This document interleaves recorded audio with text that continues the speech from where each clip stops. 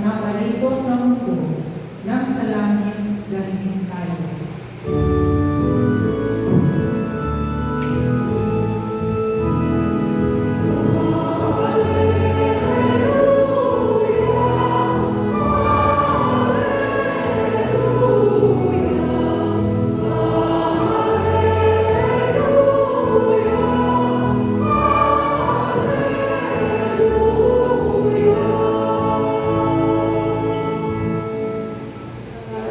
Sumainyo ang Panginoon. At sumainyo rin. Ang mabuting balita ng Panginoon ayon kay San Juan. Papuri sa iyo, Panginoon.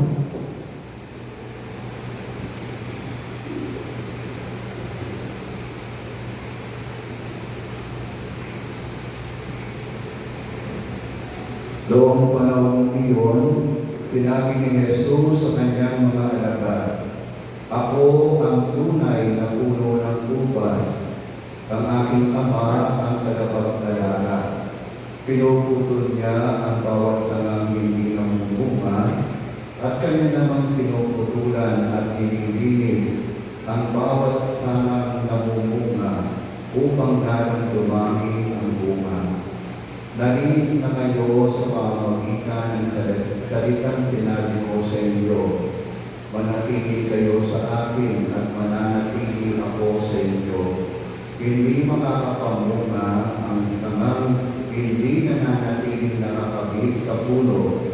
Gayon din naman, hindi kayo makakapamunga kung hindi kayo mananatili sa akin. Ako ang puno ng ubas, kayo ang mga sanga. Ang nananatili sa akin at ako sa kanya, ang siyang mamumunga ng sagana.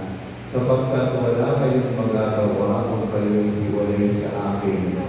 Ang hindi nananatili sa akin ay itatakon at matutuyo gaya ng sanga. Ang gayong mga sanga ay titipunin at susunugin.